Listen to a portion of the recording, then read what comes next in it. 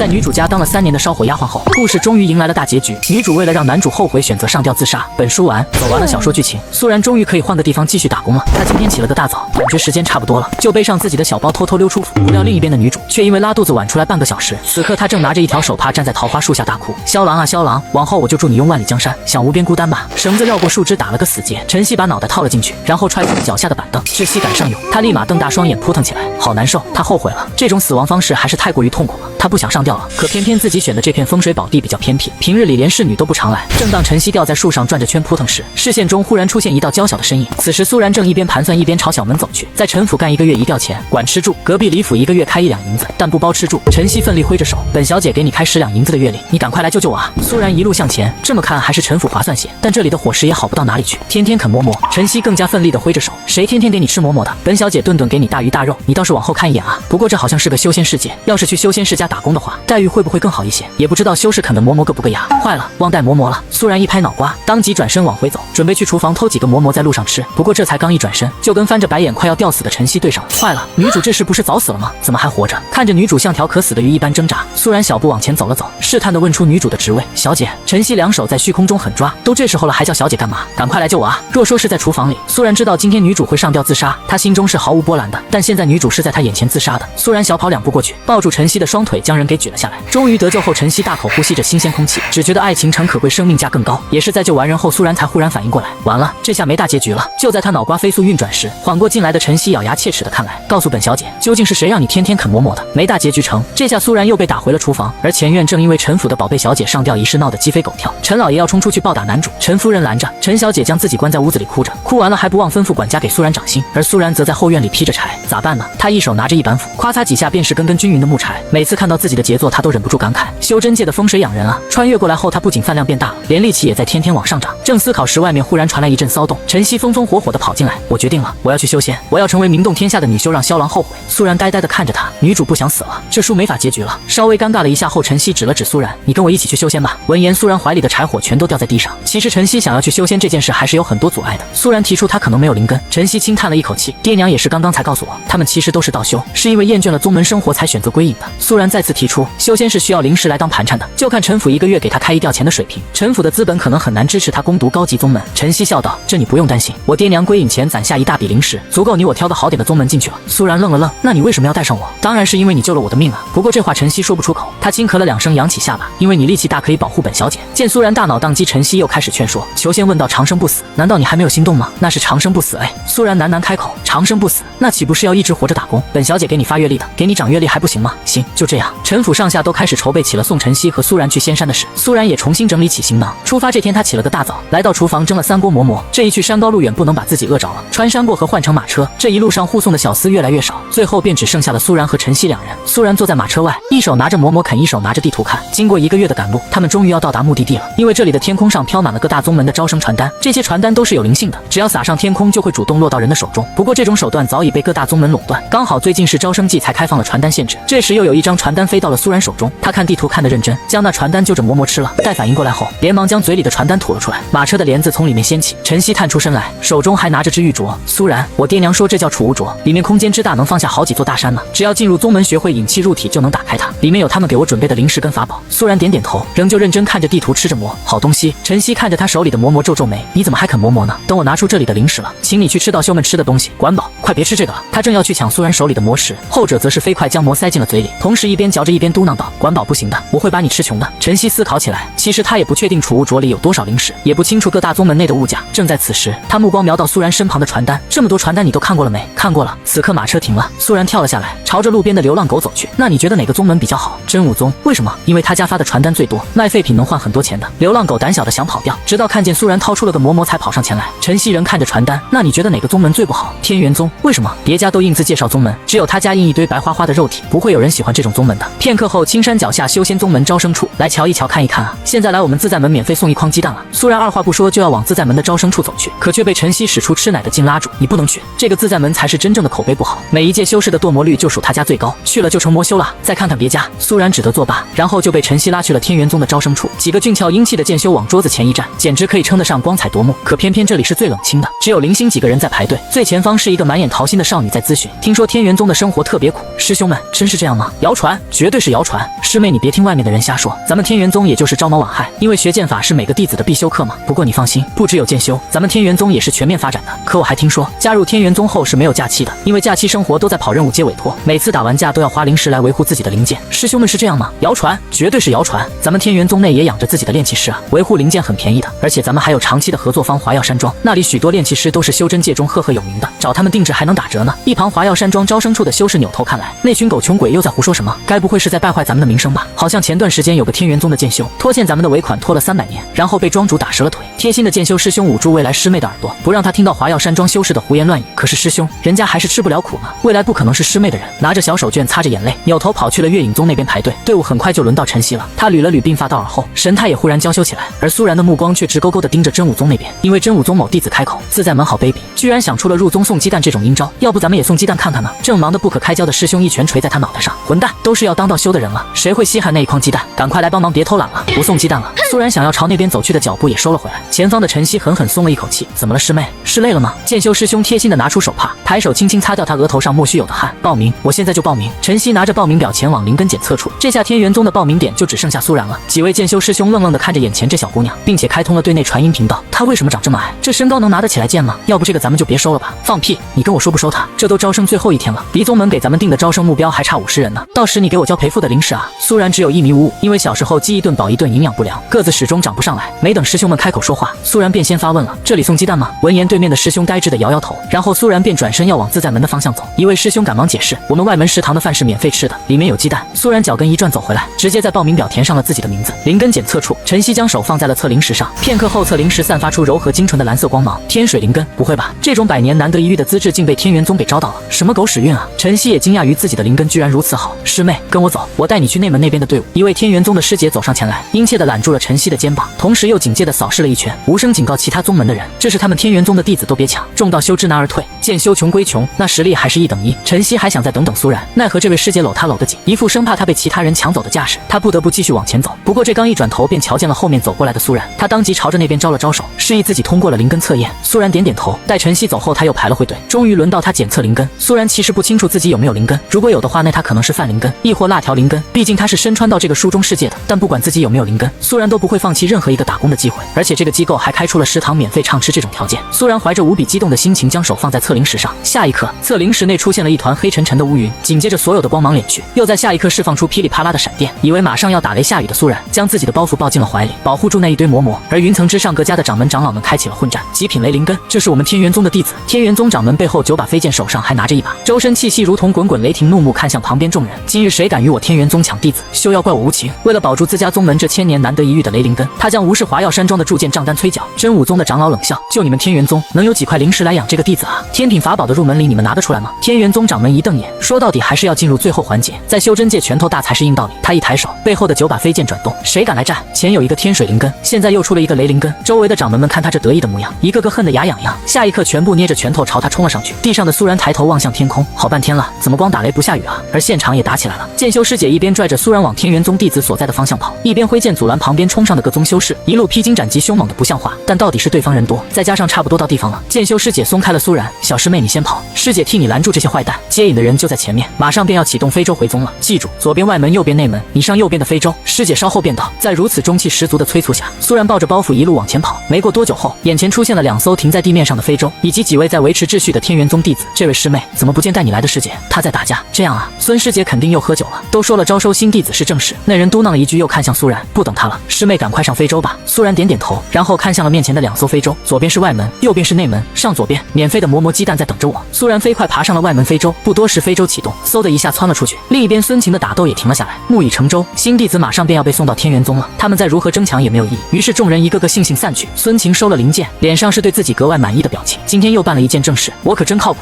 同一时间，云层之上，掌门孙长寿一手叉着腰，一手抬起来擦擦额头上的汗水，又保住了个好苗子，得赶快把这好消息告诉那家伙。周围的掌门们已经散去，各自查看自家的收徒结果了。孙掌门抬手在面前凝出一片白色光屏，下一瞬光屏中出现了一只被放大无数倍的眼睛，吓得孙掌门当即往后退了退。怎么回事？岑不度，你又蹲大牢了？我可交不出赎金去捞你啊！光屏中的那只眼睛往后退了退，随后露出一张清俊中带着少年气的脸来。奏魔修呢？有有屁赶紧放！嘿嘿，岑不度，你绝对想不到，你给我找了个徒弟，你怎么知道？孙长寿大惊失色，岑不度忍不住翻了个白眼。现在是招生季啊，每一届的招生季，但凡是你主动联系我，就是天元宗招到丹灵根了。都跟你说过多少次了，别什么人都往我这里塞。挂了，啪的一下，光屏被人掐灭，只留下一脸悲愤的孙掌门。傍晚时分，外门执事堂外，各位师弟师妹先排队填名字领身份玉牌，然后再去食堂和住宿的地方哈。苏然排在队伍末尾，待轮到他时，面前的师姐递来花名册，你们是天元宗第345代外门弟子，在这个地方填上你的名字，录入外门弟子名册后是无法改变的，所以一定要用本名哦。说着，他又拿出了一块光滑的白玉牌，而后用凌厉凝针刺破苏然指尖，将他的血滴在了身份玉牌上。同一时间，花名册上也出现了苏然的信息：骨龄15，身高远远不到1丈，体重居然还不到80斤。小师妹，你得多吃点饭了。苏然点点头，转身就往外门食堂的方向走。他现在就准备去吃2筐鸡蛋尝尝味。